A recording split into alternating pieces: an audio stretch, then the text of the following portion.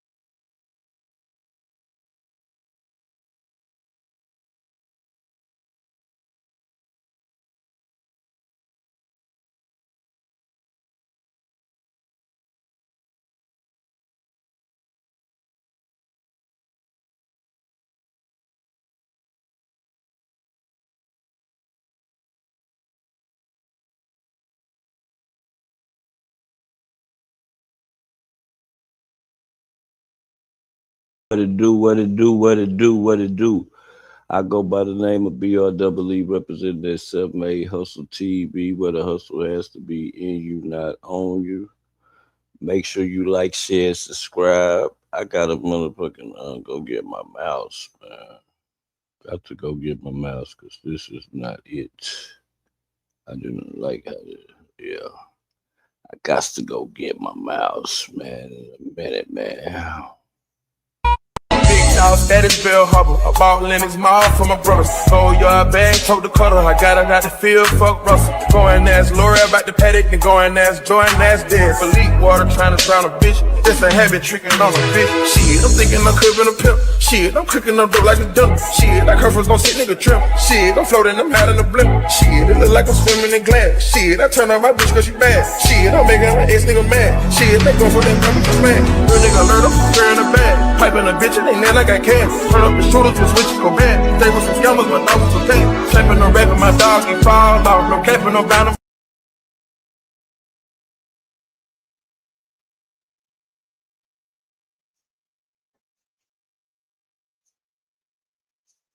Blah. Blah.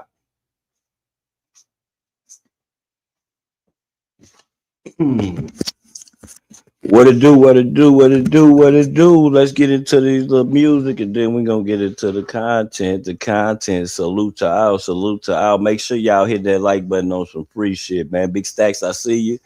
Cope, you definitely in the building, man. If you ain't in the building, I don't know where the hell you at, man. You fucking up. You fucking up. That's you. You the one that's fucking up, man. You fucking up. Let's get to it, man. Right, Tom.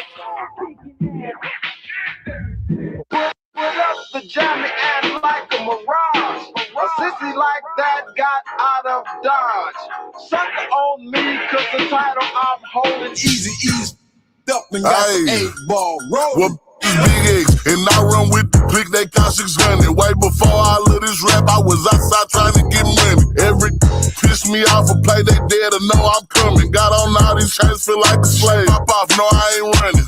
6WA, so I might spaz on you in public. PB up the Drake, I told him chill, cause I know he gon' dump it. Pass that to Lumpy, he know how to. Let's change the subject. We getting paid to have it, well, so I can't talk about nothing. Let's start Lockstar, Groover, original Tiny Hooper. 600 active member, ducking the crash unit. Dang it, type of to do dropouts in the Buick, bumping music, head bottom, have him screaming out. Minute Maid, long dread, high fade, dark skin, big, got the girls deranged. Rose Summer, Mr. Sensei, all hell to the 6WA. 6 in the morning, feds hit my door. Should've seen them coming, but the cameras was broke. Tried to run to the back and flush all of the ram truck, hit the spot, now we all on the floor. That's my favorite word. If she ain't sucking, then kick it to the curb. Go dig your homies out of the dirt. Caught them lacking the traffic and put it on the shirt. Neighborhood dope, man. Tell me what you need. Where I'm from, it get roofy. Like my name with Easy E. I got the formula, DOC. Dr. Dre got the crown for cheap. A sixer with attitude. Who wants some big? Give about the law. I hate police. Give a by jail. Show me myself. Throw the line, go make my bail. Touchdown cause hell. I'm back making sales. Somewhere in the clip busting down on my rail. Got it rolling and rocking. Beat out the box like rock. Real trap. Baby, no flies. Can't ride with me. You ain't doing no slides. Like Bo with the pole trying to get a new body. Yeah. Wow. For real. Purple fluid in my cup, I need hazmat. Young nigga sticks like this bag that. Talking about the shit, send that cash out. Play a nigga, shoot you in your ass crack. Push down on the gas, what a dash at. FaceTime with me, baby, what that ass at? Why you pulling all that money out of trash bag? Up some shit to make your bitch ass back. I ain't see a switch up on the Glock, he thought the gun was broke. He wanna kill a bitch with me, but he ain't want the hoe. She keep on asking what you carrying so much money for. She like to make it disappear. I call her thunder throat. She got a real pretty face. Let's go. Back, automatic clap, make you take a nap. Yeah. Got a lot of hats, but I swear we don't do no cap. Yeah. Big old booty bitch, she don't go nowhere with no strap. Yeah. Take it out, bitch, bend it over, let me see it.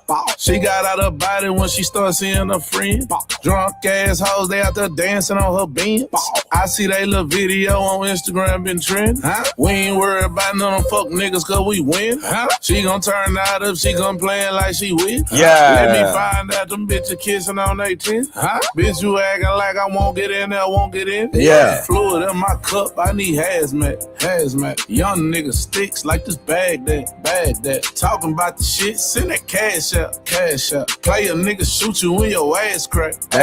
Push down on the gas, what a dash at. FaceTime with me, baby, what that ass at? Why you pulling all that money out of trash bag? Up some shit to make your bitch ass bag.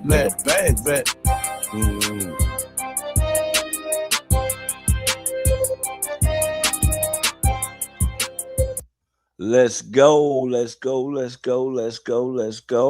man. So, since we was jamming Cartel Bo, we might as well get into the content, but some of the content that I got is dealing with him. And I told y'all about the laws, dog. The laws will say anything when you make them look bad, bro. Y'all don't understand what he did. And they know they're in trouble. They're in trouble. So y'all laws can keep police officers. Y'all keep trolling rappers and shit. Keep doing that shit, dog. And they gonna keep getting paid off y'all little stupid asses. Trying to be like seen and make people be when this man, I done seen this man in my own city, dog. So I know for a fact what this man be doing. So I know, you know what I'm saying? I don't know what he do when he ain't, whatever it is, but I can tell you, man, for a fact, man, that man do a lot for his community, man. So we gonna go into this. It done made the news. See, when it makes the news, when you know somebody that knows somebody, you can get it on the right platform. Fuck a YouTube platform. And they are now publicly challenging it on social media. In the video, Cartel Bo from Houston's Lakewood area refers to his neighborhood as Murderwood. The union fired back on Facebook saying no one in Houston calls Lakewood Murderwood, even going so far as to question his credibility in the video. Now Cartel Bo says he's being targeted, claiming harassment by law enforcement. So what's really going on here? Joining us now to respond to this for the first time, Cartel Bo, along with his attorney, Carl Moore. So how did this even happen? Okay, well, everybody knows about the video that I got famous from, the Hoover video with Maxo Cream. It originally started there. They tried to pretty much slander and destroy our names with false information by saying and telling the news, which are public news reports, that we were at a school and the school was open and children was leaving the school. And that's back in 2018. Yes, that came out in federal court to be a lie. That was a lie, and HPD didn't have anybody to go to the courtroom to make an excuse to explain those lies. That school was shut down for Hurricane Harvey. And the part of the reason that we wanted to use a destroyed school is because it's the look of a destroyed school and a destroyed park. We haven't gone to that park all our lives. I'm not saying that this is right or this is wrong, whether this is that, because those kids that were there was kids of the people who were there that wanted to meet me. But we don't get that type of aggression when you go to these Trump rallies, these MAGA rallies, and all these Proud Boys walking around with guns and this, that, and other. We particularly went down for felon in possession of a firearm and nothing else. We didn't commit any crimes. We didn't hurt anybody, but it is what it is. We took our punishment to the chin. So they making it like they were out there like using what's the names and shit like that, bro. They went to jail for felony with a firearm. I get caught with a gun, it's the same charge I'm gonna get. It wasn't the guns were stolen. It wasn't that the guns were caught in other homicides. It wasn't none of that, bro. It wasn't none of that, bro. Them people be mad when you ball afterwards, dog. I don't care what you say. Them people be mad when you ball afterwards, bro. After your diversion or whatever it be, whatever, your collision, you crash or whatever they want to call it. And it's always a sunny day at the end of the road. When you get to the sunny day and you start doing what you're supposed to do, you don't be worried about no laws. Cartel Bo better watch. Man, that nigga is a business owner, man. That nigga is not stunting what them laws say, bro. You ain't doing nothing wrong. You don't got nothing to worry about, bro. You better watch out, man. You play the judge's game, man. Them people is crooked, and we about to get into it.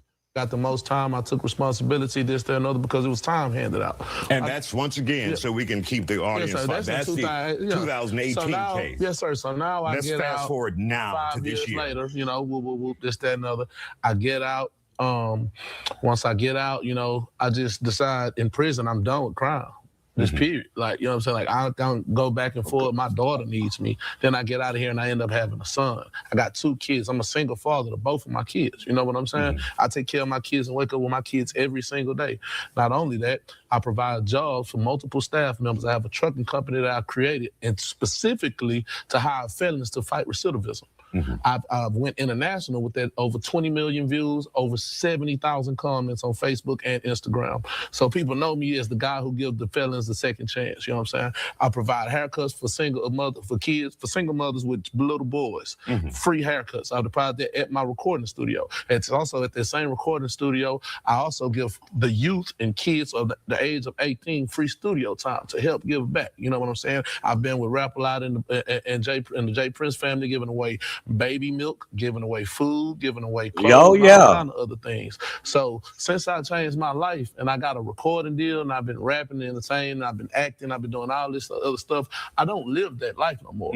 But there are particular individuals, you know what I'm saying, that I must say, that I feel like are racist and that are harassing me because I wasn't the percent of those that they tried to banish and destroy forever. So when you come to talking about an interview, we're talking about rap stuff. Let's get this quote unquote correct. I don't have to explain that I'm an entertainer because the world knows I'm an entertainer. The world see me wake up with my kids every single day since I've been out. They've seen me provide jobs for my community every single day since I've been out. They see me do so much for the kids, so much for the area. I don't have woo. So when somebody comes to us about a documentary and they say, hey man, and let's paint a picture for the the viewer, what did the police union say about the video and the documentary? Okay, so let me tell you what the documentary basis first. So Dummy G is a well-known person who goes and does documentaries of hoods.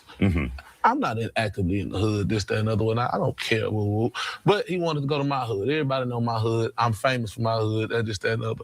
So I go over there, take him over here, and I take him something. He's like, man, what's this, that, and other? Is this like this? Is this like this? I'm like, okay, well, this happened right here off of Wayside by 16. You know, this is my side of town, this, that, and other. This happened over here at the Blue Store that we at right now. This happened over here, and taking them. And like a tour. Yeah, I'm showing them the cases, literally taking, well, this is the stuff that be going on over here where I'm from. This, that, and other. You understand what I'm saying? When I was over here, we used to call it Murderwood. We was kids. That was like every hood that's supposed to be, they always have a nickname to try to make their hood seem. And that's common consensus. And you're saying, but, like, as kids, they make up nicknames, but that doesn't necessarily mean that's the reality. That's exactly. I am an entertainer. So that's exactly. Doing whatever I'm doing as an entertainer. You know what I'm saying? So we're going to go there. You feel me? But I'm taking them to a real situation, showing them what's really going on. I'm not on there saying I did it. I'm not on there saying I'm the roughest, toughest, baddest man in town. But you have people that see what I'm doing, like with the restaurant, with Mr. Tenderism, and bringing that stuff into fruition, helping my people, helping the community come together, showing that we can be stronger, be better. And you got some people in certain areas in the Houston Police Department that's looking and saying, I hate that man. I hate that man. No matter how much I do for my community, no matter what, this, that, and other, he wasn't never supposed to get out of jail. And I will air names out on this news, but I'm not going to do that because y'all asked me not to. But I'm going to say this. You feel me? They say I ain't asked you nothing. He want to be messy. So but really quick, let me give you what they said. They said I can tell you exactly what they said. Has been telling people that Houston police are calling venues and trying to get his shows canceled. That's 100% false. We're not attacking him. We're questioning his credibility for calling Lakewood Murderwood. And you just explained that. They say no one calls it that. There have been 2 murders in that area this year. And that's your response, so but now, they're saying they're not bullying you. Now let's go there. I've been on the Texas tour, right? So we go to Waco. The Houston Police Department called Waco and told Waco that you got a violent gang member that's coming down there trying to do a show. There's going to be violence and there's going to be guns. Y'all need to watch out for them. When we got there, they had the place surrounded before anybody even got there. When we got there, they told us, hey, we had a call. We got a heads up that we had a violent gang member on the way to our town. This show needs to eat early. What's going on? They walked through the whole venue the entire time trying to make people leave. They forced half the crowd to leave, you know what I'm saying, just being petty because people didn't want to be around all that extra police activity. Cool. The other cities didn't pay that much attention, but I had a show in Lubbock. They had the police there now. Lubbock also told us that the Houston Police Department called and tipped them off, and they told them that we had gotten to a fight and had a shootout at Austin. I've never had anybody. Bro, didn't I just tell y'all the man be in my city? Y'all thought I was lying? Man, the man be in the city with my crime buddy, the buddy that I went to, me and him caught a case together. Shout out to my boy Razor, 2-4 Razorback, man. Shout out to you. He be down there all the time he be in my city all the time with them, boy. I know what the man is doing, dog. He doing positive shit. He's still rough around the edges, nigga. Y'all gotta stop it with the antics, man. If he doing something, why I ain't picked him up? All that trying and shit. That's why they be popping at y'all ass down there. That's why them niggas be shooting back at y'all whole ass loud down there because y'all hoes crooked. So we gonna get into it. Violence. I never had any fights in any. We're gonna take a quick break here. Come back with 1 minute, and then we'll wrap up. Okay. We'll be back with more Factor Uncensored. We're talking to Cartel Bo. Don't go anywhere. It's always 2 sides to every story. Y'all stop believing everything the police say. That's like y'all believe. That's like y'all believe the price of gas going down. Go check the stats right now. Y'all believe anything these people say, man. Oh, it's gonna go down, man. You can believe that shit. If you're paying it when it's up, why would it go down? More. So you have some concerns. You're saying that your address on social media. Yes, Precinct 4 posted my address when they arrested me later last year, and they exposed my address, knowing I have millions of fans all over the world, millions of views on YouTube. I don't care. Now that's trolling. Y'all dox me. Y'all troll me. Y'all the police department though. Y'all dox me and troll me. But y'all don't want y'all ICE agents y'all don't have no badges and y'all don't want y'all ICE agents to have badges or y'all want them to wear masks because y'all don't want them to get doxxed. But the rappers can get doxxed though, right? Man, come on, And I bro. am a single father of 2 Come on, children, dog. putting me and my kids' life Come in on, possible bro. danger. Taking a picture of exactly in front of the house and then putting the address right there where we at. Then they reach I'ma out. ask The you. Houston Police I'ma ask Officers you, Union just reposted that Lord, post with the address how to old try to are you, laugh and say, yeah, Lord? ha, his last arrest was in the suburbs, and put the picture exactly in front. How old are you, Lord? You from Lakewood? He said that's what they used to call it when they was kids. That's what he said. So how old are you? He said they used to call it that when they was kids. Yeah, they say it was 2 murders over there this year. How many was it last year? That's what the police say. They say he lying because it's only been 2 bodies over there this year. How many was it last year? Nigga, this year just started, nigga. This year just started. Like, come on, bro. Motherfuckers will say anything, nigga. In front of my house where me and my 2 children stay. Right. So we will be taking action, but I'm gonna let my lawyer speak on And it. that's what Carl is here for. Yeah. So what do you do in a situation like that, Carl? Well, slander and Y'all want to know what we call our hood, where we stand at?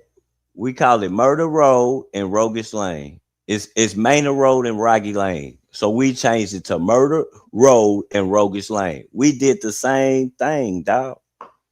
We did the same exact thing that he talking about, bro. So I know exactly what he talking about. The street where we hustle at, the corner that we stood on, is called Manor Road and Rocky Lane. We changed it to the street name to Murder Road and Roguish Lane. That's what we changed it to. So a lot of these street people, y'all must not be in the streets to understand what he's saying. But it's cool not to be in the streets though. Stay on the sidewalk. libel will not be tolerated. Yeah. Precinct 4, Houston Police Department. Man, come on, Neither one man. of those Like, I'm not agencies are telling y'all above legal nothing. Just action. be If just we find that they have talking. violated his rights, we plan to Man. pursue them to the fullest. All right. And of course, once again, the union said that they are not targeting him. They're targeting his credibility and the documentary. You know, So what are like they rappers now? Yeah, I need to I do thought a I thought all the crime and stuff and all the stuff we got going on, you worried about the community can do everything for the hood. Why? Because you guys have a mental, personal issue. It doesn't have nothing to do with what he does and what he does. You want me out of the picture. I'm not the same man no more. I don't commit crime no more. So I can take you on now. Yeah. Yes. Y'all gotta stop being scared of them laws, man. I can take you on now, my nigga. I can take you on now, bro. I ain't committing no crime. He better watch out. Man, I'm not committing no crimes, nigga. Man, I'm a motherfucking business owner, nigga. Y'all be worried about that shit, man. You think Sauce Walker worried? Man, he ain't worried about shit, nigga. But running them businesses that he doing, nigga, y'all look at it wrong. Y'all wish bad on everybody, dog. Y'all wish bad on everybody, man. I'm gonna show y'all something real fast, bro. Y'all wish bad on everybody, and this shit don't be good, dog. Y'all gotta stop doing that, dog. Stop wishing bad on everybody, dog. Like some niggas get out and get the picture, fool. We get the point that nigga tired of going to jail. So fuck them laws. Fuck what I used to do. Like, fuck what I used to do, nigga. We talking about what I'm doing now, nigga. It's a lot of shit that the cops used to do. You know, we won't speak on that, though. Hope I can show y'all just what I want to show y'all, fool, but I don't know. Maybe I can show it to y'all on my phone. Because, okay, let me see.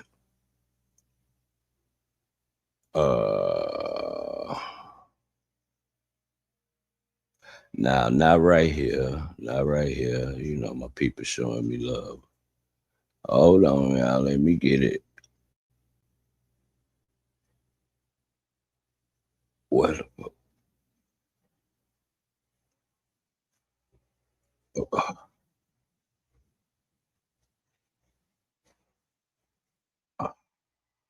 Man, hold on, y'all. Hold on. I don't know why this shit is it's coming up like this.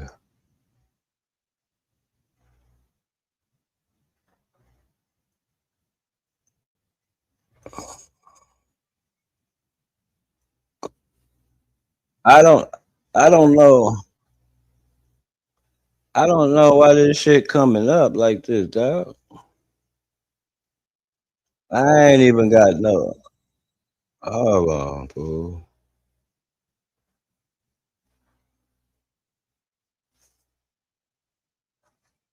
Man, let me go out and come back in, fool. Because this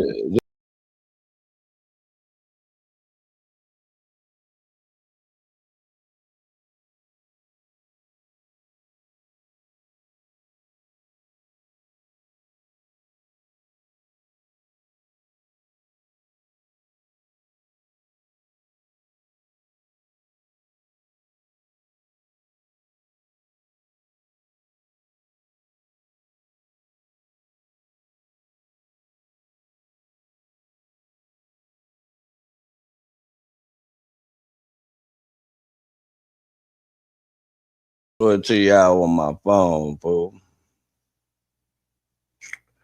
Like that nigga said some valuable shit, fool. Damn. And that was it. That was where it was at. Thinking that uh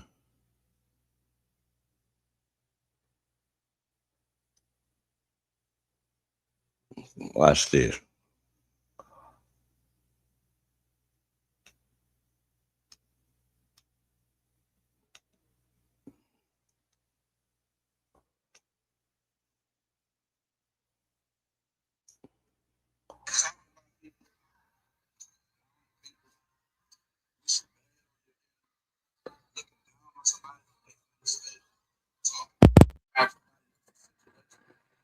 Talking bad about people who make mistakes, like you've never made a mistake.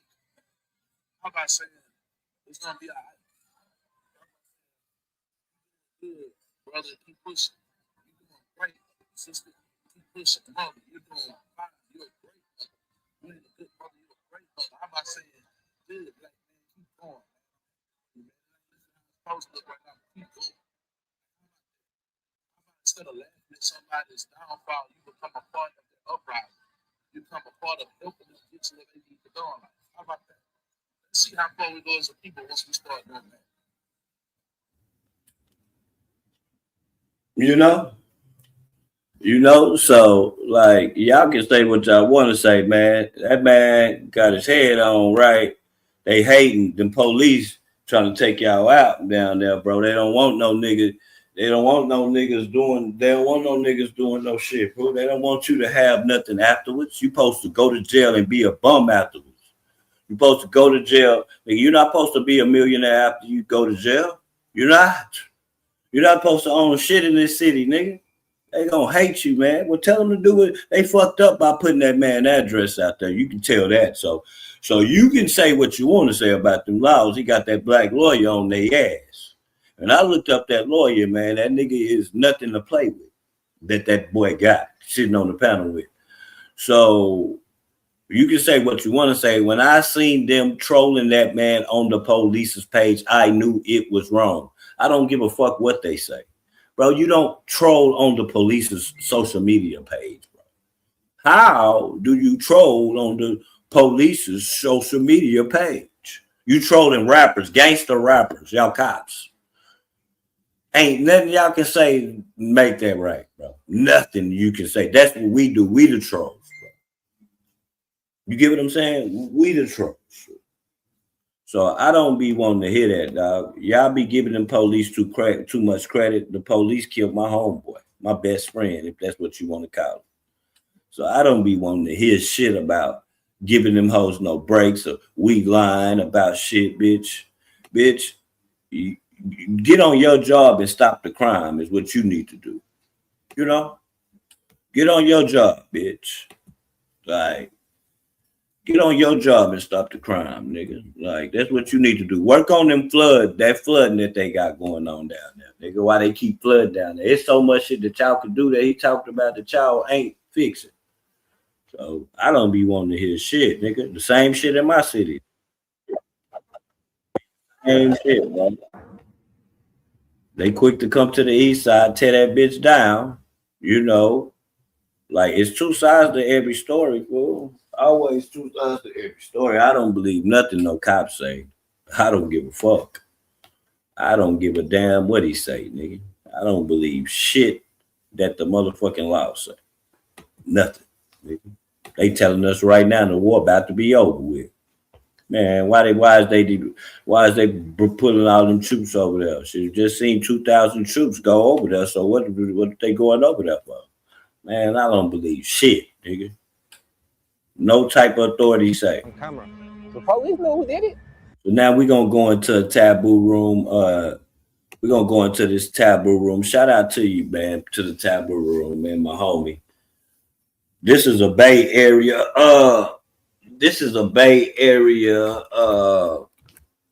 Bay. 1, 2, 3, 4, 5, 6, 7, 8, 9, 11 times. You shot 11 times. Nobody make it from around here. We all die young, but we never get to tell our story. This shit don't ever make it out of here. Once you gone, you gone. Just because you playing don't mean everybody else around here playing. And if you don't play the hand you was dealt, your ass gonna be in that coffin. So if you see somebody you don't like, let's say if one of your dead, better do that. You can be somebody without having to catch the dumbest people in this country without having to go to jail. Yeah, all right, bro. I don't believe nothing they say. Killers, hoes, hustlers. Other city tell me there's no other place like Oakland. Ain't really nothing for us to do but the streets. What's gonna come with that? Hey, they know not to come for this, bro. Bro, I'm flipping every week. I swear to God. Come to the project. Come real life. Come check that in. Sad to see black people continue killing black people. That's your opinion. It's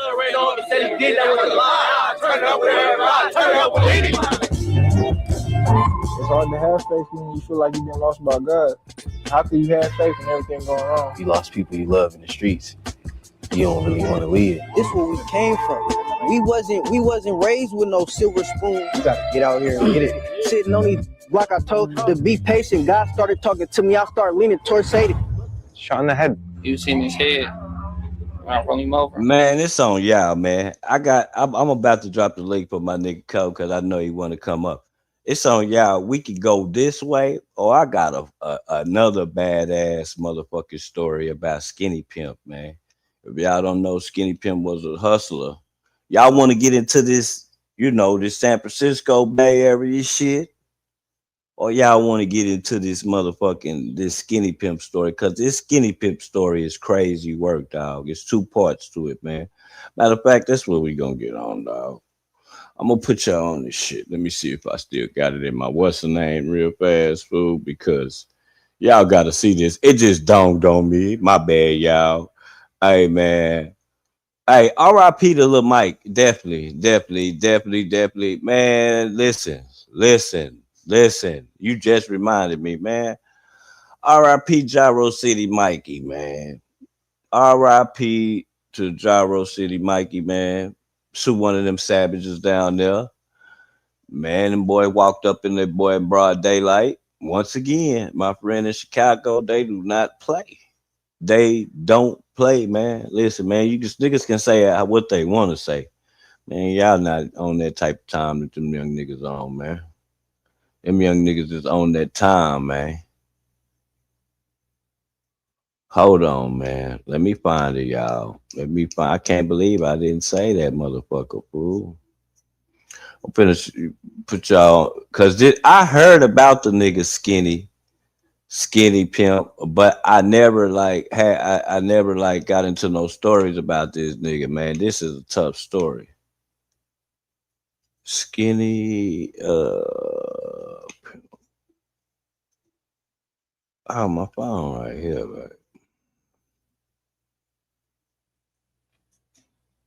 Watch this. Y'all gonna love this story. Y'all know I'm gonna bring y'all the stories, man. Y'all know that. I'm gonna bring y'all the good content, nigga. I don't gotta sit up and talk about bloggers all day, man. Watch this.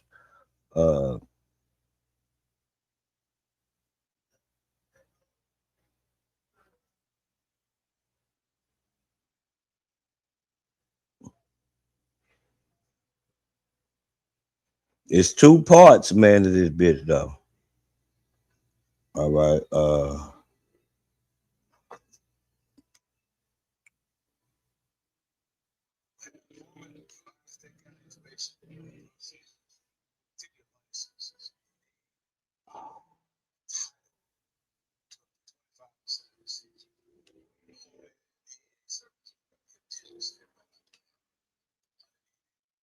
Well, this is hold on. Entitled to up to 25% of the seizures. Normally, DEA. Hold on.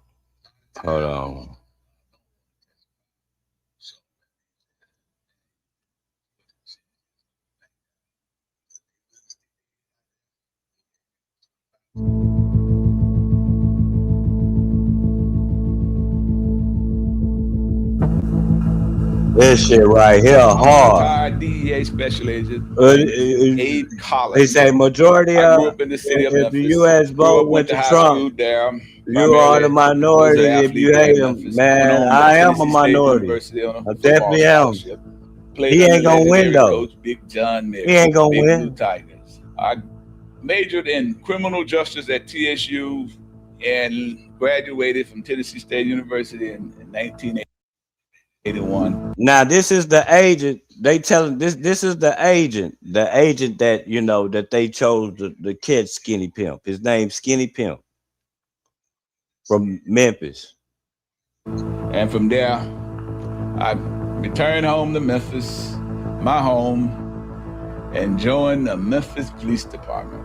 I started out in uniform patrol, later got selected for the Memphis Police Department TAC unit. I was on the TAC unit about 2.5 years. And during my time there, I realized I needed more. I wanted more out of law enforcement. And finally, I applied for the Drug Enforcement Administration, the DEA, there in Quantico, Virginia. Goddamn feds. 14 weeks there, learning drug techniques, processing drugs, analyzing drugs, doing undercover work, all of the facets of DEA work. And it just so happened. Let me get y'all right so y'all can see it. I got to return home to Memphis as a DEA special agent. And so there I hit the ground running. So I guess he got lucky or whatever. He got lucky because I guess once you go to them classes, they send you to other cities. They don't send you to the city where you from, I guess. Tough story. Ronald Ray. Hey, just know. Hey, boy, this was that era, boy. This was that era, boy.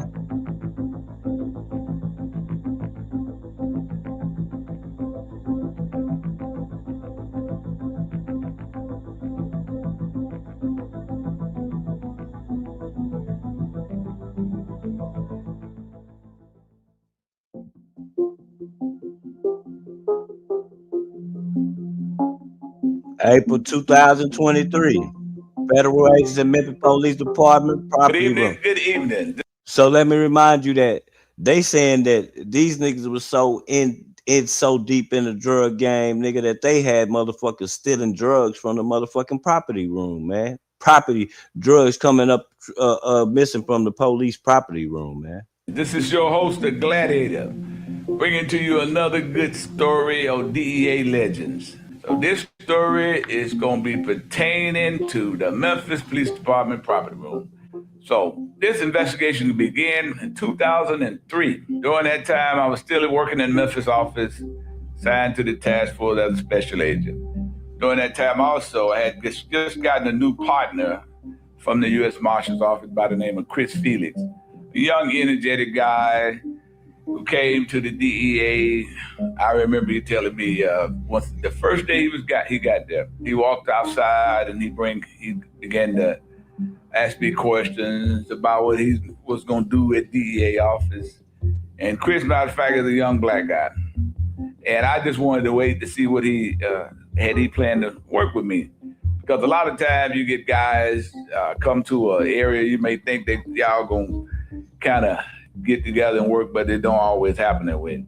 Chris asked me, man, some of the guys from the marshal's office were telling me I need to get with a certain guys over here, man, to make good cases. Would you, you know who over here that make good cases? That's who I kind of want to get with. I looked at Chris, I said, this is your lucky day, man. I said, you with the right guy right now. And so from that point, we kind of gelled and began to work together quite a bit. He became part of the Pettis investigation that I worked on, and I brought him in on that. But this week, y'all don't I know. received a call. Wow, y'all slow folks, the people that live on the rock. Richard Pettis was one of the first black drug traffickers that the Mexicans really fucked with. Like they really trusted him. Like he went to Mexico, like he had warrants.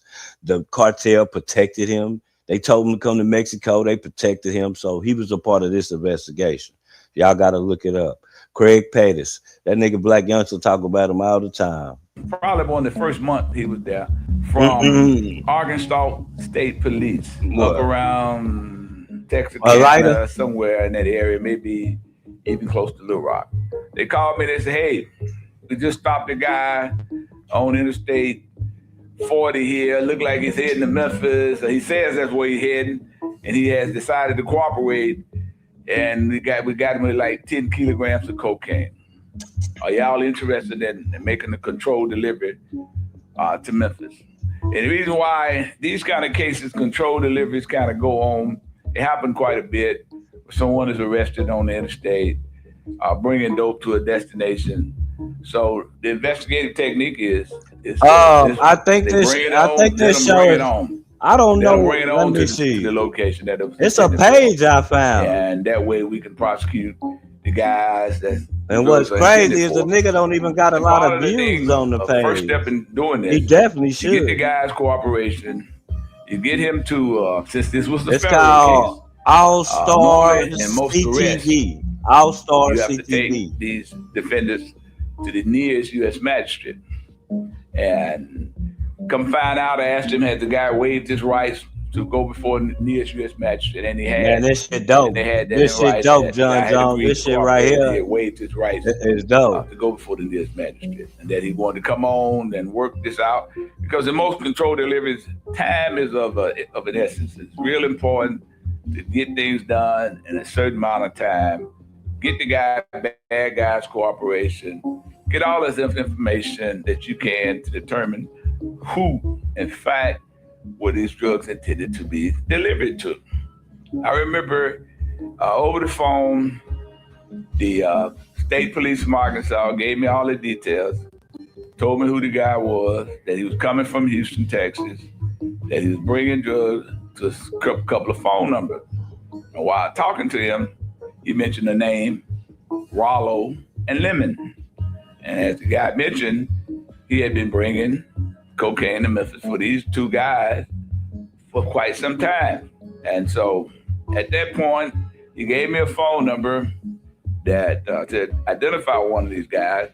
But the phone number turned out to be this guy, Lemon's number. And Lemon real name is Darren Cox.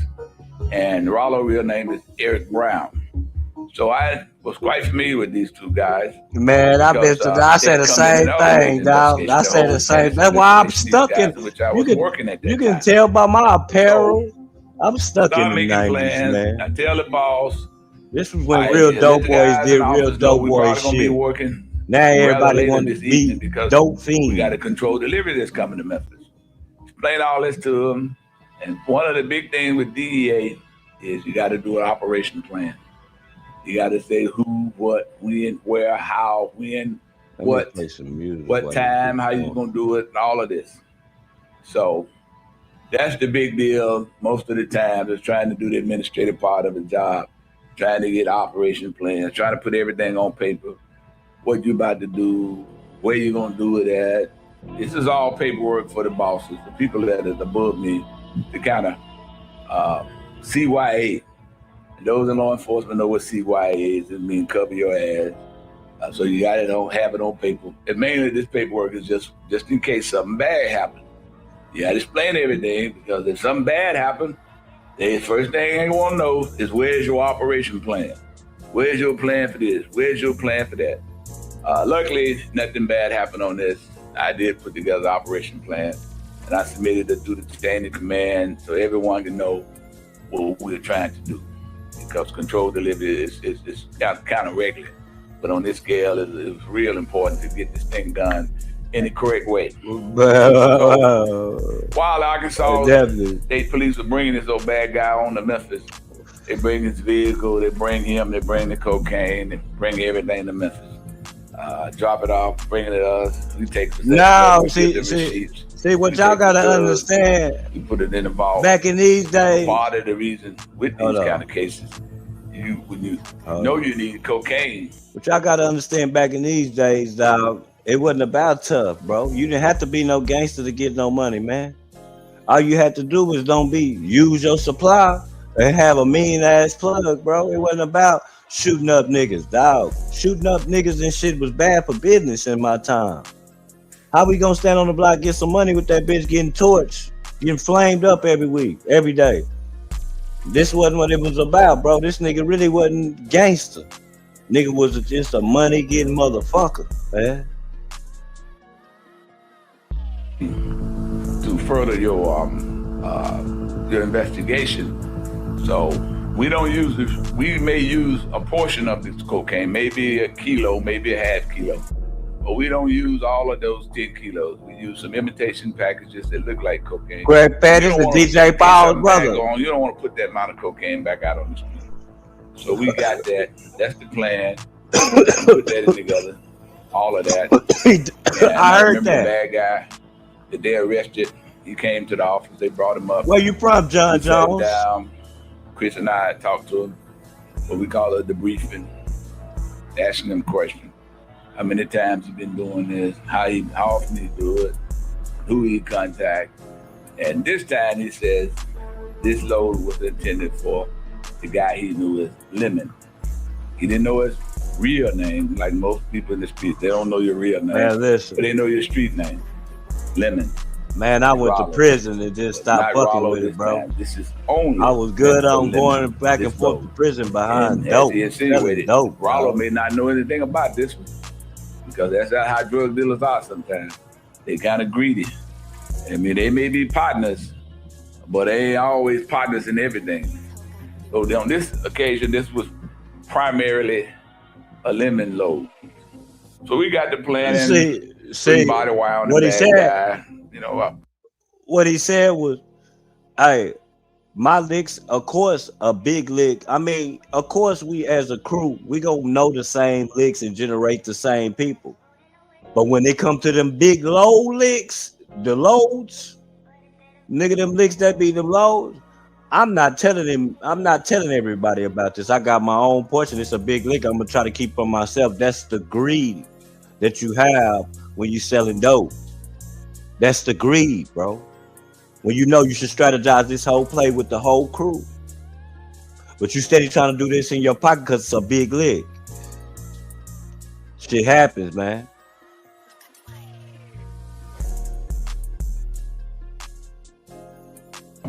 Planning his, putting the recorder on and making sure we get the good evidence on him. Everything that we need to make a good case. Texas. I'm in Texas. Bad guy called Lemon. Dial his number, record the call. Told him to meet him at that Red Lobster that used to be in Hickory Hill over there in Winchester. So we knew the location. I told guys to go set up in that area. Don't sit right on the lot because at that time we had, mostly white guys on the task force. And I've always noticed this over the years. You see a guy sitting in a car, a running vehicle, and you can see inside of it and see the person. And sometimes it's a dead giveaway. So I didn't want guys just sitting right on top of the lot, but just be in the area until it was time to move in to make an arrest. That's pretty much what I like to have an operation go. And so Chris and I spoke with the guy, talked to him, tried to put the planning in place. And after that phone call, man, listen, dog. They agreed to meet at the. You want to know how I know it's true, John? Bad guy who had turned good guy now. Because listen, man, me sipping my drink.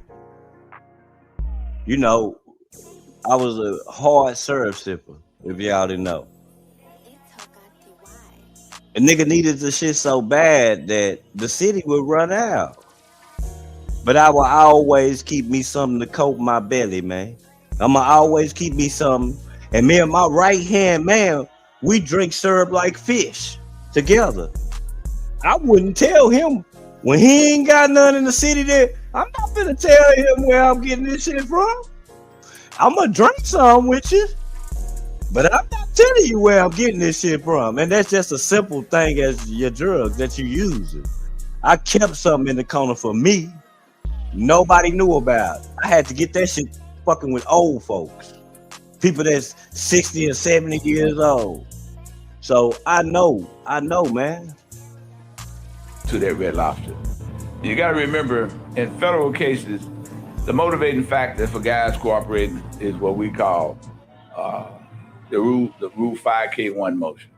It means that if you get caught with 10 kilograms of cocaine, you may be looking at 10 years if you have no criminal history.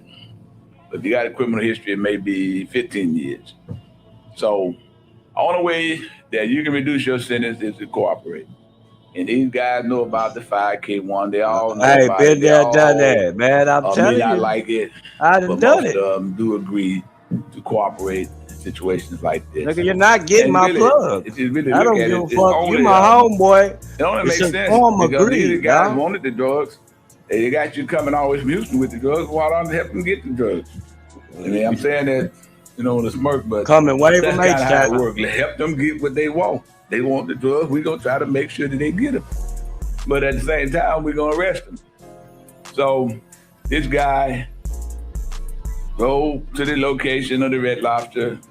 I remember I was sitting there on the radio, I listened to the wire, listened to the boys, listened to the activity over the wire emanating the voice transmission. And the problem was, once he went inside the Red Lobster, it was very crowded in there. It had a lot of noise. Kind of hear the background noise, you get people talking.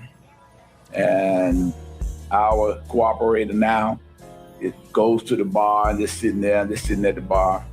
And we had a description on the perimeter of what this guy Lemon's vehicle may look like. Kind of knew that, kind of hoping that he would show up in a certain vehicle.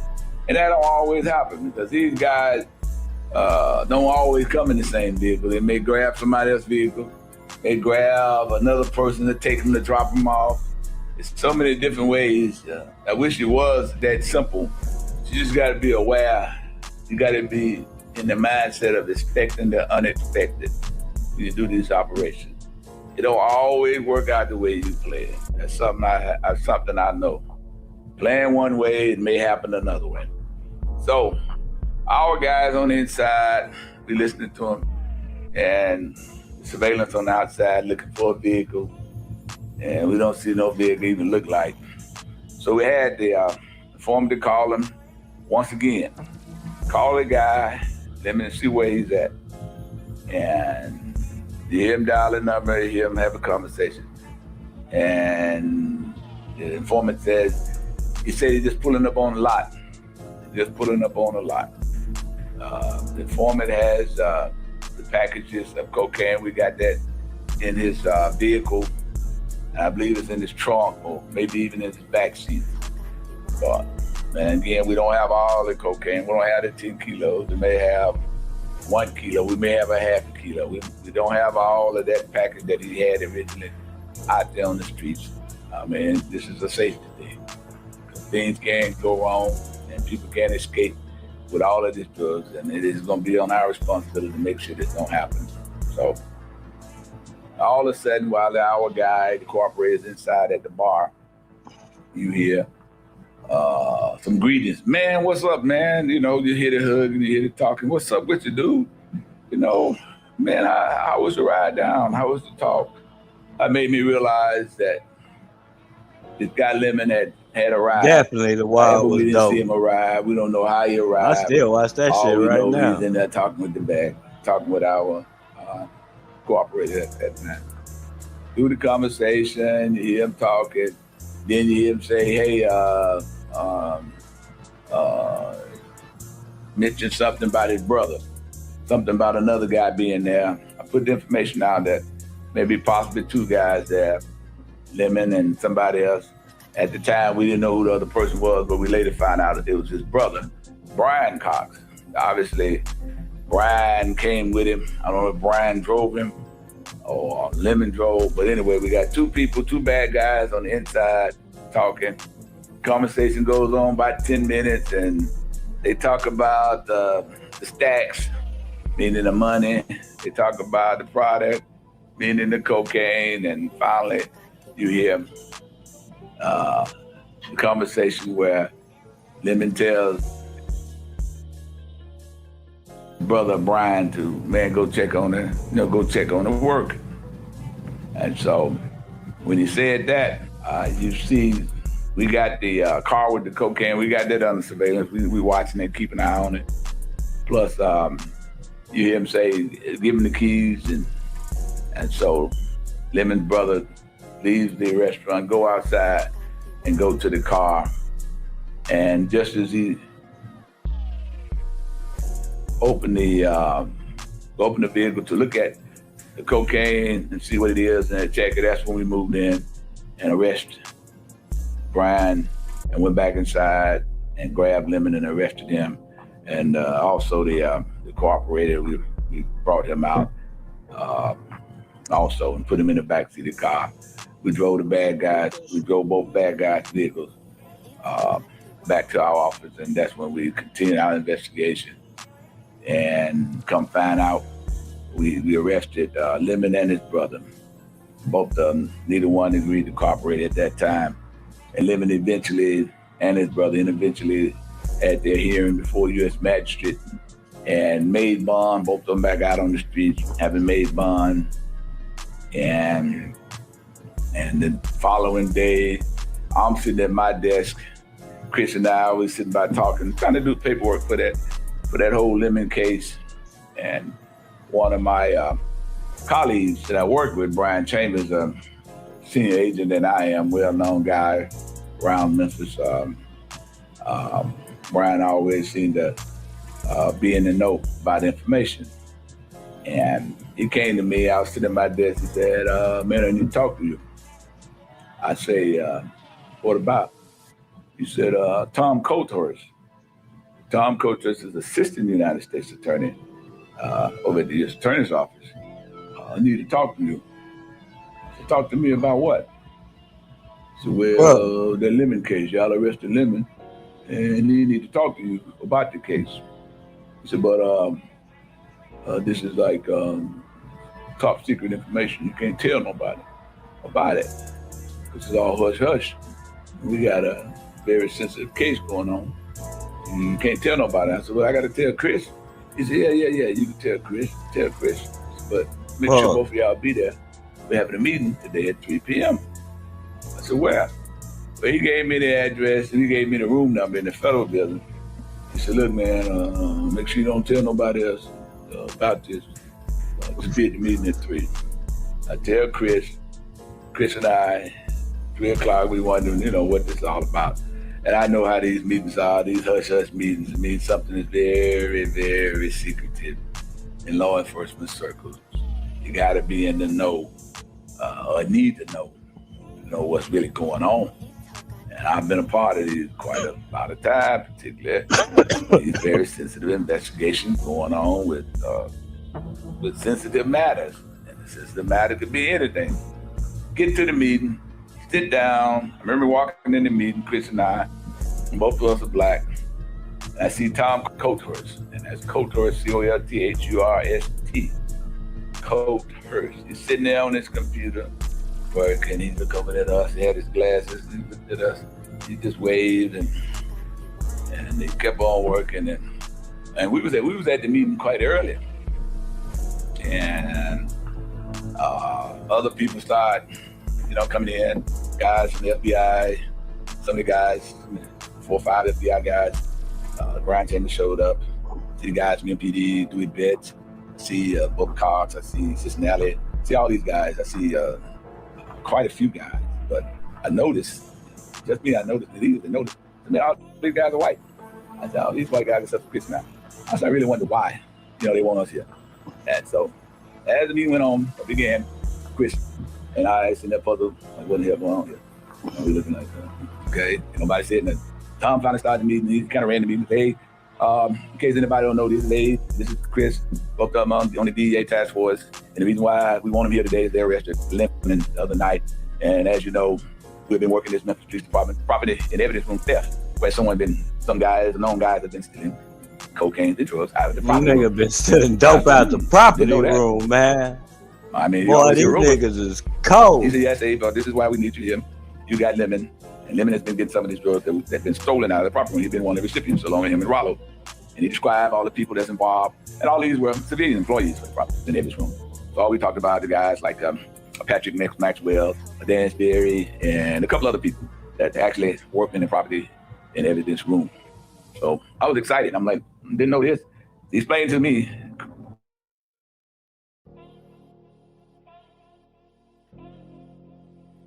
Coach Judah. Get as much information you can about these thieves, these thefts of all this evidence and property out of the property in the evidence room. And that's what was our mission, and that's the reason why we brought in. And I said, yeah, that's fine. That shouldn't be hard. And I reached out to Lemon's attorney and talked to him. And we spoke about it over the phone. And I remember Lemon was, he was a cool cat. I would describe him as a cool cat.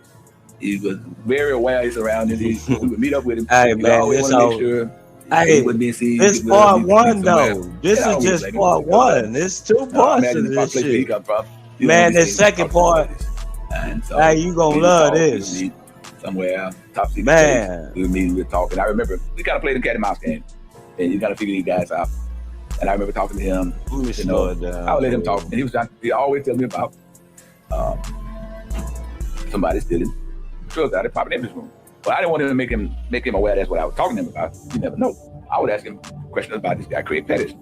So Craig Pettis. Man, he do big, he real big names. But some other guys, man, that get drugs out of there at Memphis Police Department property in this room. I said, what? I said, man, you got to be playing it. There's no way they can do that. He said, yeah, no, man, dude. They're getting it. This is the guy's name. This is his phone number. Maxwell and this other guy. I don't forget who he worked with.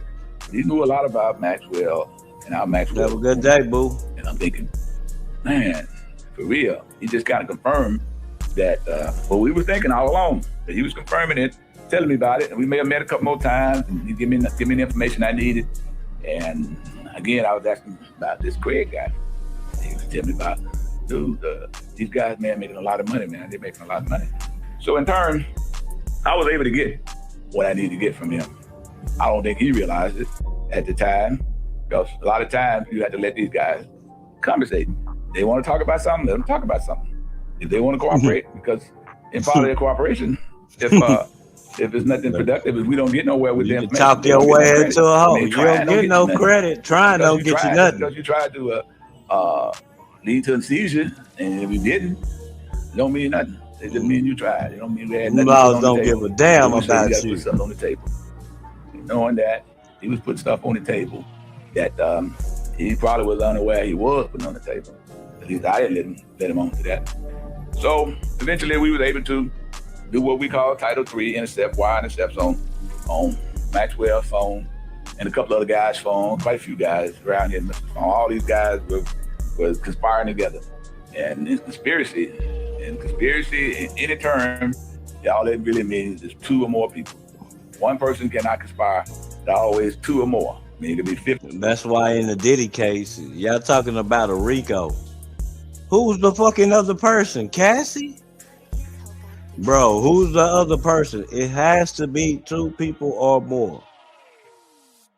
But as long as that agreement is that y'all are doing something criminal to further whatever activity that is, meaning drugs, you could be that's just a driver, RICO. You could be just the runner. You could be the ones that laundering houses, laundering your money to get home. You all part of it. All part it's of like it. A wheel, spoke in a wheel. And you may be the main person, but you got the little spoke go out to other people that all their only stay goal away is from the phone. Make money off selling drugs. And you That's why I stay off the phones. You can't be charged. Don't call me. In law, one of the things you got to do, you got to make something overt. You got to commit an overt act. And that's what we kind of found out once we got on all of these guys' cell phone as Tom Coulter's and would write help the affiant on the affidavits, get up on these cell phones. And some of the people was in all this was the U.S. attorney at the time, Terry Harris. He was part of that. He was one of the people that was helped leading this whole investigation. And during that whole case, we were able to listen, seize drugs. I remember there was one attorney that got arrested in this whole case. Can't call his name now, but he was involved in this whole deal. But once we started doing surveillance, why you say you can't call this? Okay. He was known to hang out at some strip clubs.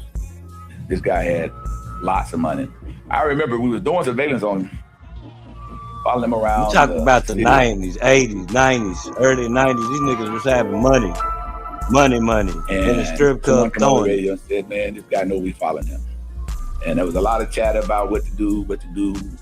He know we following him, why we following him. Somebody knew 2002, they said. I get on the radio, I said, man, if we following him and he know us, let's stop him. There's no point in continuing this surveillance. This guy knows we following him because part of surveillance is trying to be covert, trying to let people know you're not following him. And I remember radio went quiet, no conversation, maybe 5-10 minutes. We didn't know most of the guys following him. It was like, why keep following him? Do his best, come over the radio. He said, go ahead on and stop him.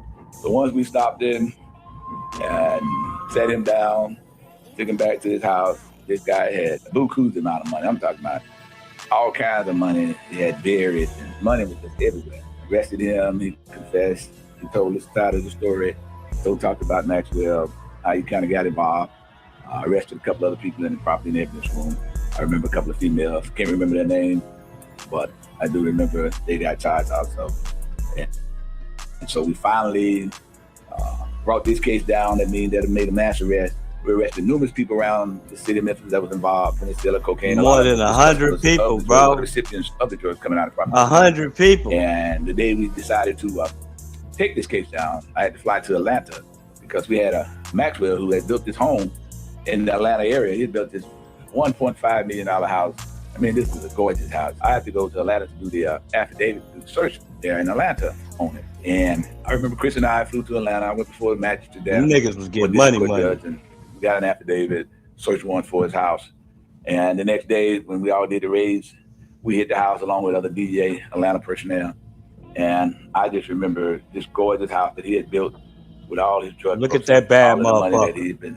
Bad motherfucker on the street, and he had built it from the ground, paid for nothing, and he had everything you think of, with luxury, everything. He had, you can just imagine the hardwood floors, the tile, the stone, the bedrooms, the vehicles he had bought. He had really done well with spending his drug money, and I guess he thought he was gonna get away with it up until what happened with the arrest limit. And so we eventually caught up with Maxwell, arrested him, seized that house, and Maxwell did make bond, but in the end, the bond was revoked because, come find out, he was trying to sell a house. Even though the house was seized, he still was trying to sell. He was trying to be slick, trying to sell a house from the government and trying to get away with that. So once we found that out, we revoked his bond. He's in jail. I forget how much time he got. I forget how much time Dansbury got, but all of them ended up doing time. And this whole Memphis Police Department property room kind of resulted in a lot of changes with the property and evidence room. A lot of that was through audit. When the audit was done, I think the state recommended a lot of changes that a person who logged in evidence couldn't log it out. They had what they call a two-prong way of doing things. There was a person that did it, person that logged it in, but couldn't be the person that logged it out. They was getting money. They had houses built new ways in Black America. In Black America. They balling out in Memphis still. But them niggas had multi-million-dollar houses getting ready to get away from I enjoyed trying to get away. Definitely was glad to be a part of it to result in such a significant investigation. But this ain't it now. This ain't it. This is part one. And we received all kinds of awards for it. And that ain't skinny. Some of the guys I just mentioned, but specifically Tom Coathurst is the reason why that investigation was very successful in arresting bad guys. Bro, that's not even the biggest. They not even the biggest.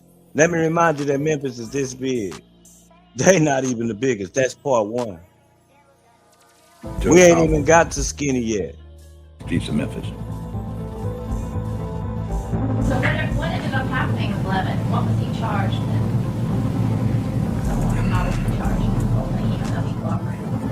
Yeah, he really got a break though. I remember Lemon did get a break because he did cooperate. Of course, he was unknowing that he was cooperating, but he got a break. I remember that. And I don't think Lemon was no bad guy. I don't ever know him to do Calm before the storm, my nigga. At the end, he did.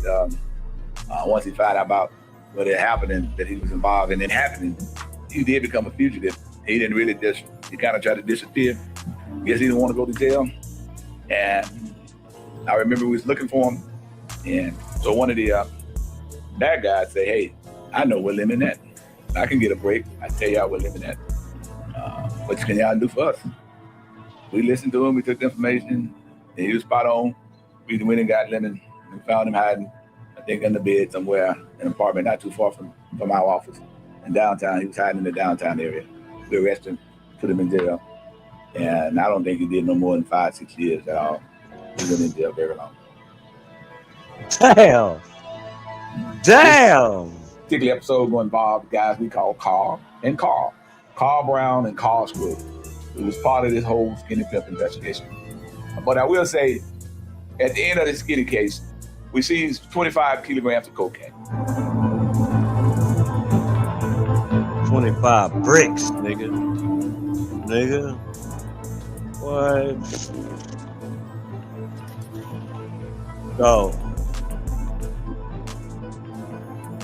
So that was part one, man. Now we finna get into part two, man. Cause this shit right here is sticky, dog. Y'all gonna trip out, dog. That shit is ill.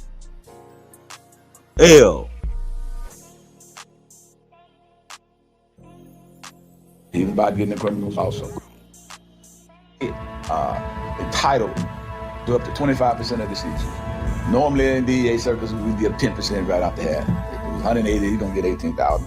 If it's $500,000, he's gonna get 100,000. I mean, he could get more depending on if he's willing to testify. But a lot of times, informants don't want to testify. So that means their value, what the percentage is, goes back down. But if they willing to stick their head out there, they can get up to 25%. He gets the money once the money is forfeited to the U.S. government. First thing that happens, 25% of the money. He get paid to get their money. Because without him, we wouldn't even got that fuck. We wouldn't even have no seizures. Damn. So, if I had anything to do with it, I would make sure he got his money first. Crooks can catch crooks a lot easier than we can. Crooks know crooks. Crooks can catch crooks. Crooks can catch crooks. You hear these niggas? It's a motivation for most guys that cooperate. It's money, it's greed, it may be a woman, it may be revenge. And most of the time, it's that they're working off kids. They got pressure. They don't want to go to jail this time. This old school nigga, man. Old school cop, dog. They say that these other lot. And you believe me, if you're stupid enough to go through time, I may not do such hospital, but if you believe that you're loyal to some of these criminals, they ain't loyal to you. They do just like you. You go to jail and you get in jail for a while, they won't even put a dime on your book. They're down in jail. There's a bunch of mad now.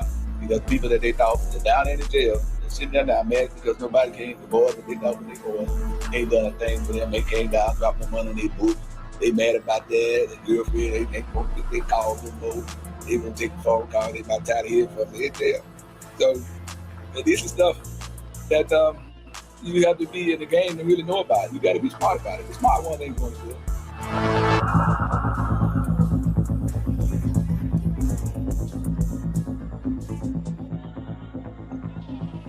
I gotta edit this.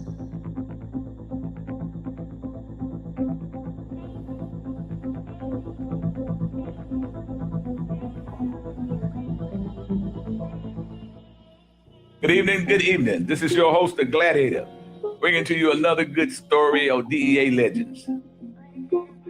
This case, very interesting. It's going to be a very interesting one. It involves a well-known drug dealer in Memphis, a guy by the name of Skinny Pimp, Darren Reese. They call him Skinny Pimp. That's what he was known in the streets, Darren Reese. This all happened like in 1997, during the time we was investigating Darren Reese, aka Skinny Pimp. I was the lead DEA investigator on the case. I had partners, Bob Wright, he was with the FBI, and Brad Wyatt, he was Internal Revenue Service agent also. So in these kind of big cases, you normally have multi-agencies working them together. And so the Skinny Pimp case was at that time probably was the biggest drug dealer around in Memphis at that time, around the late mid-90s. Skinny was getting his drugs out of Miami, Florida. And I'm gonna jump ahead on Skinny because we did end up doing a wire intercept. And I spoke about this earlier, how about wire intercept, Title III as we call it, which is a very extreme way of catching criminals. When you do Title III wiretap, it involves a whole lot of work. I was there fined on this affidavit to get up on Skinny's wire. Not to go in all the details, because this particular episode will involve guys we call Carl and Carl. Carl Brown and Carl Scruggs. It was part of this whole Skinny Pimp investigation. But I will say, at the end of the Skinny case, we seized 25 kilograms of cocaine. And once we seized them, we found the drugs packaged in a very, very unique way.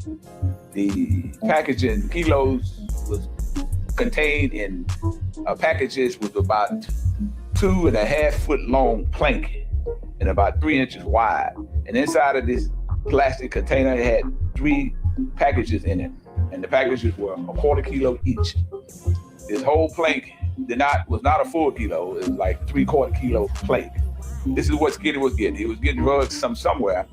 And if I had to guess, I would say this drugs was coming from overseas somewhere. Looked like these planks were hidden in the bottom of a ship, somehow secreted in maybe a ship. Maybe it looked like planks somewhere or hidden inside of planks. And I remember at that time, I remember reading about a seizure, talking to some agents in Miami about they was getting a lot of drugs coming in, hidden inside of planks, just hidden inside it, secreted inside of planks. Looked like real wood, but the smugglers were hiding them inside of planks. And the first time I had actually seen it was during the end of the Skinny case when we arrested it. This courier who was traveling from Miami brought the dope up here to Memphis, and we ended up seizing the vehicle, finding a secret compartment, and upon finding this compartment, inside this vehicle, we found 25 total kilograms of cocaine, all within all of these planks. And again, remember, this was very unique. It was quite different. I had never seen anything like that. And so, back to Carl and Carl.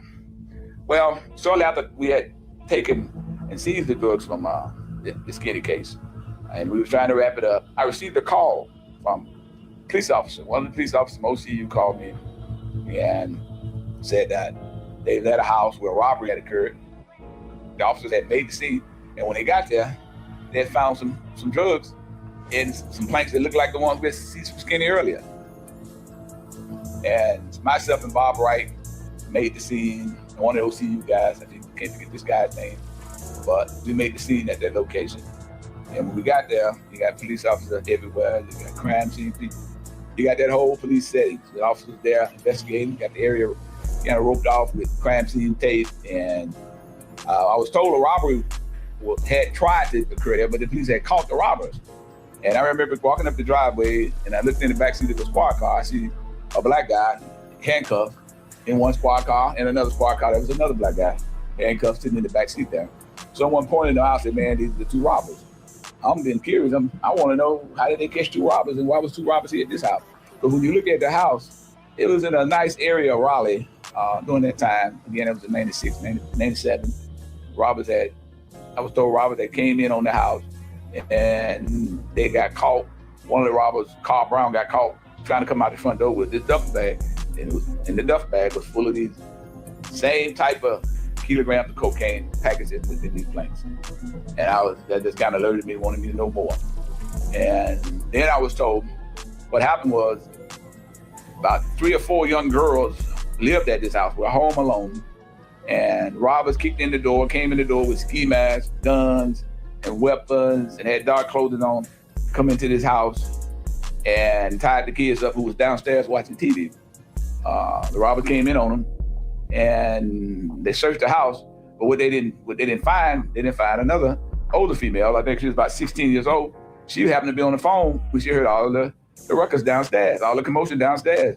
She was on the cordless phone, got hid in the closet, got on the phone, called the police, 911 police. This is what's happening. We're getting robbed. I guess that's what she told her. But she called the police, unbeknownst to the robbers, who was in the house tying up the other 3 young ladies, and maybe they was all underage kids in the house at the time. There was no grown up there. And the closest thing was that 60-year-old young lady who was actually in high school at the time. Unbeknownst to the robbers, they didn't know she was there. Police made the scene, got to the scene quite quick. While the robbers were still inside, searching for something. And obviously one of the robbers had went up in the attic and found a duffel bag full of these very same cocaine, the same cocaine that I mentioned previously. And the other robber was searching around the house, I guess. And further investigation, I want to know whose house that was. Come find out, the house would belong to a Karen White. A Karen White. So, next question. Why would Karen White have this amount of cocaine? Now, I think it was like maybe, let's say 8 to 10 kilos of cocaine was there in that duffel bag. So we want to know what's the connection with this cocaine that we found, the police had found there, versus the same cocaine that they had caught with Skinny earlier. So further investigation revealed from an informant that Karen White, while I was there, she never made the scene there. And that was real suspicious. Here, kids got robbed. I'm sure somebody didn't call her. You would think mom would be there at the house, but we never could get. She didn't show up while I was there. And you know, that definitely suspicious when you got kids and the parents won't show back up at the house. It just kind of made things more suspicious to me. So as we was going, trying to figure out what was going on, the police secured the scene, took the drugs, locked up these two fellas, Carl Brown, and the other one was a Carl Scruggs. And that's why we call it this investigation, a Carl and Carl saga. Locked these two guys up over in the criminal justice center, 201 Poplar. They didn't make bonds, so they was over there. So Bob and I got to really looking into this, and we wanted to talk to Karen White, but we couldn't really get a hold of her. But an informant called and said, hey, you hear Karen White? That's Renard. That's Nardo. His name is Renard Rice. So that's his girlfriend. That dope was found that. Young man, I need to talk to her. This is how things happen. Oh, when something like that happens, you got people who knows what's going on. You give you a phone call, but they always do. They want to let you know, just in case you don't know what's going on. So this is Karen White, is Renard's Rice's girlfriend. Renard lived in Fraser and was married at the time. Karen was just cheating on the side. You know, the other woman kind of type of thing. So finally, we get a hold of Karen. Want to talk to Karen. Karen did come talk to us. Said, Karen, why would this amount of kilos be found in your house? And she didn't know anything about it. You know, you gotta expect that. You gotta expect people to not just fess up right away. You gotta have to get it out of them. Okay, so Karen, you know Renard Rice?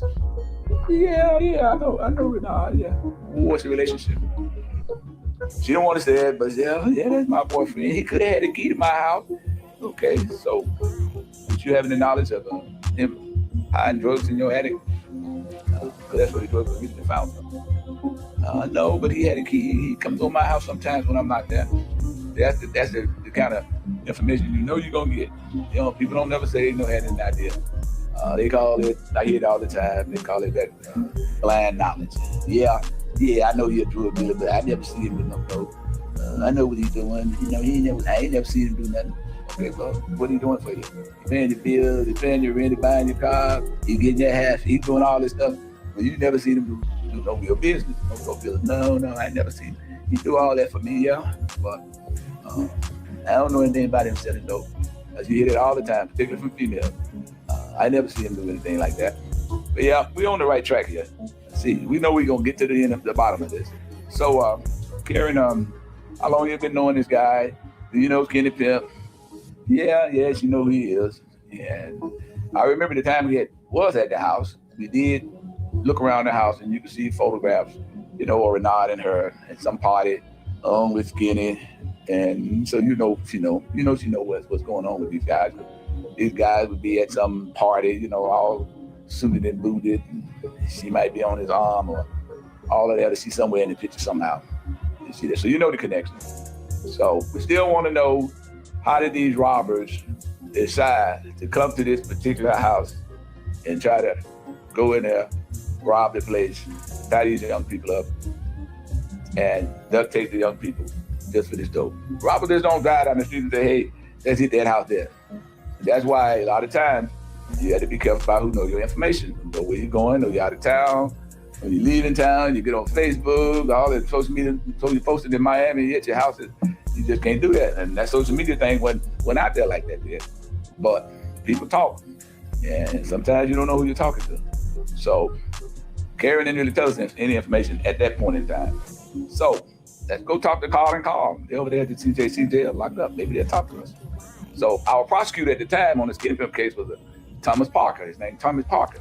He was the prosecutor. Tommy was a young guy at the time and aggressive, pretty much do whatever we asked him to do. He was interested in the case too. And that's the thing about prosecutors sometimes. You work with some good ones and you can work with some bad ones. I work with both. But Tommy was an excellent prosecutor. I know now he's a federal judge here in Memphis in the Western District of Tennessee. But I must say,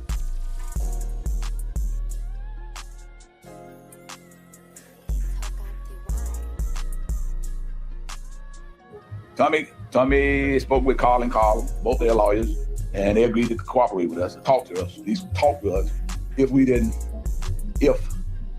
not charge them. But in order to talk to them, we had to bring the case federally. And since the case was tied with Skinny, and Skinny was a federal investigation, we had the authority to bring the case over on the federal side. And that's what happened. We decided to charge those two guys federally for what they did at that house in Raleigh, and brought them over as cooperating. Talk to Carl Brown, talk to Carl Scruggs. This is what they tell us. Listen, Karen White was Bernard Rice's girlfriend. Karen White has a sister named Yolanda Franklin, who Carl Brown was dating, as he said. He said, Yolanda suspected Karen was keeping drugs for Bernard. Drug dealers do this all the time. You got a key to your house, they'll tell you what they may hide. I've seen this happen on numerous occasions. I've even seen this happen one time with a police officer actually was a drug dealer. He was hiding it in the girlfriend's house. I'm in your area right now, Justin. I'm in your area right now. Somebody been in the attic. We fucking around in Memphis. We fucking around with Skinny Pimp right now. Back to that subject of this particular instance. People you dating or having some dealings with a drug dealer, boy, they slick. A lot of them are. They gonna use you. You gonna just be. This is one hell of a story. Yeah, they gonna take care of you, but they doing this for a reason. So, Carl said, "Hey, Yolanda stopped by Karen's house one time. She went there. She knew she wasn't there, but the kids was there.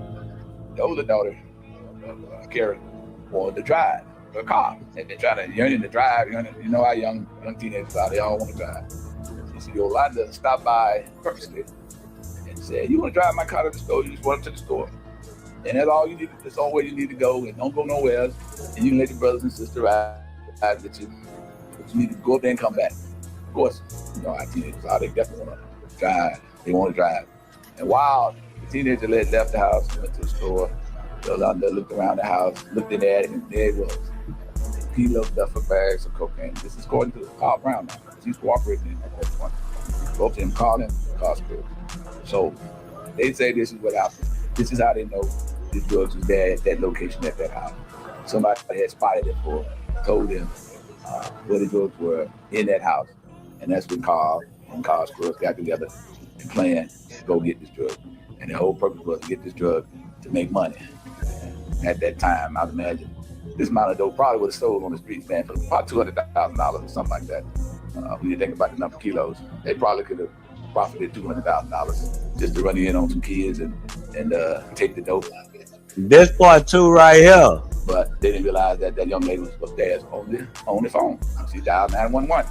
That's what got him.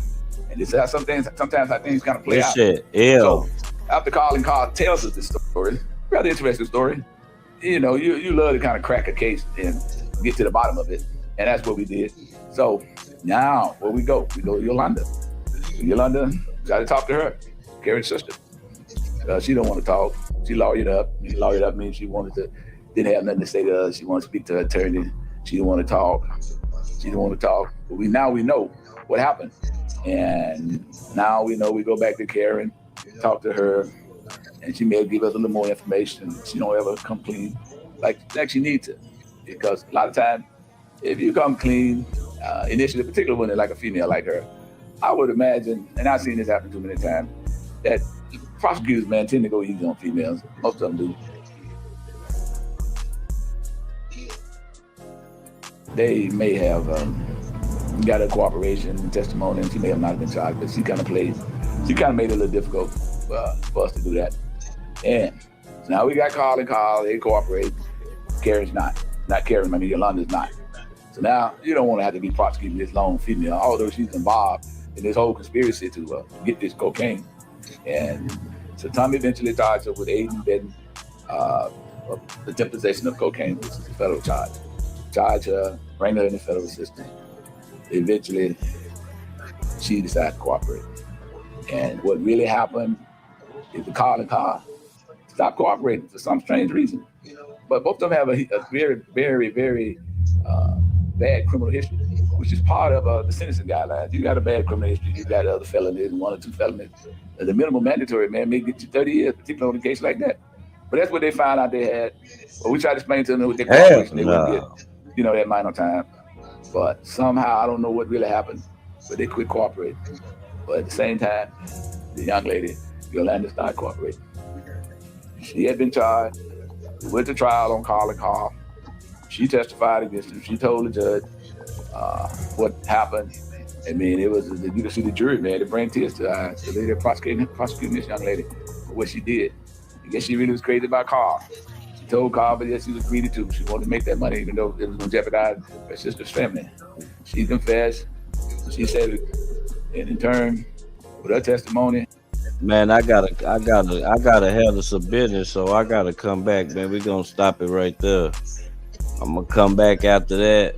Man, we're gonna fuck their ass up. We'll come back later on this shit. Man, it's a dope ass story, dog. Salute to all y'all. I gotta handle some business like a motherfucker. Damn, dog. Salute, y'all. I'm out of here, man.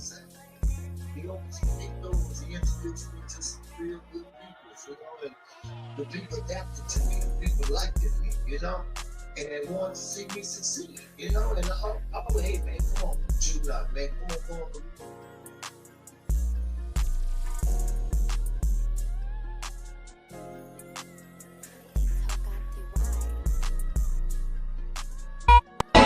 Status Bell Harbor, I bought Lennox Mall for my brothers. Sold your bag, told the cutter, I got it out the field, fuck Russell. Going ass Lori about the paddock, and going ass Jordan, ass dead. For leak water, trying to drown a bitch, it's a habit tricking on a bitch. Shit, I'm thinking I'm crippin' a pimp. Shit, I'm cooking up dope like a dump. Shit, like her friends gon' sit nigga trim. Shit, I'm floating, I'm out in the blimp. Shit, it look like I'm swimming in glass. Shit, I turn on my bitch cause she bad. Shit, I'm making my ex nigga mad. Shit, they go for that number for man. Real nigga alert up, wearing a bag. Piping a bitch, and they nail like I can. Turn up the shooters with switches go bad. Stay with some scammers, but dogs for pain. Trapping no rap with my dog, he fall off. No capping, no bound.